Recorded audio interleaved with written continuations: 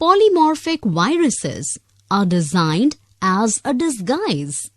Many users to the net will think this is a very handy tool. However, they will create disruptions in your executive files once you have loaded them to your system. Just like chameleons who disguise themselves to merge themselves in the environment, so similarly, these viruses also disguise themselves as workable files into the system.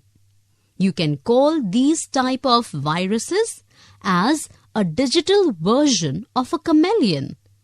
A polymorphic virus has the capability to change its code or mutate, but keeps the basic functions or features unchanged to remain acting maliciously. This is very challenging, Nandita ma'am. How can we cope with all these viruses? Well, there are ways. Let me explain. One of the main methods of detecting the threats is the identification of signatures. But polymorphic viruses avoids detection by changing itself in the system. They use a polymorphic process, as it will not have the same signatures once it has changed. After that comes the rootkit virus.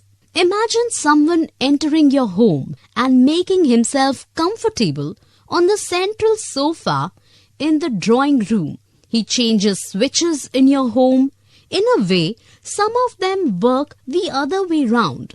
When you want to switch on the light or fan, it switches them off, or the rest stop working altogether.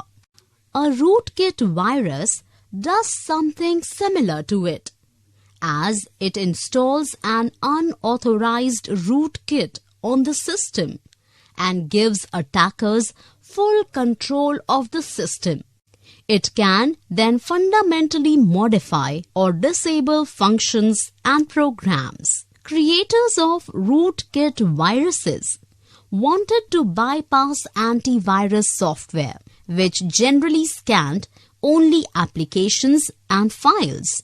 However, antivirus programs' recent versions include rootkit scanning to deal with it.